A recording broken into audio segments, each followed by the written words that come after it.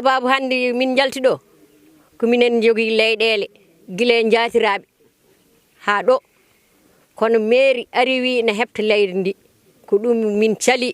min jaɓaani ɗum ɗon min mbaawa jabde ɗum ɗon min jaɓaani ɗum hannde min jaɓaani ɗum janngo min jaɓaani ɗum ɓaaw janngo te minen pawi heen huunde fof ne jarana men ne kayne huunde fof leyɗeele ɗe goo fof naftoriima heen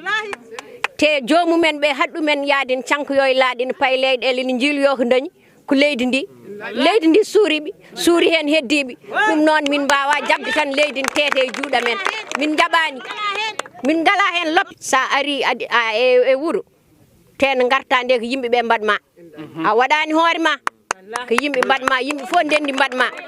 sa ari aɗa yiɗi wadde hunde noddu wuro ngo walla nodda yimɓe ɓe joom jeeyen ɓe nodda ɗumen jewtida e mumen ƴeewa heen miijoji mumen so jaɓi walla so jaɓani puntodira e mumen ndiɗo leydi hannde so wiya min tette ni tan mbe sikki wat hoore jogori yaltude heen no waɗi ɓesnoje ala fof ko ala heen kala ko miijiɗa enen jiggoytono caggal leydi enen gaddane enen ñaama nen ɗo henne leyɗele ɗe wona banane mum wona mangga mum wona banane mum wona mangga mum wona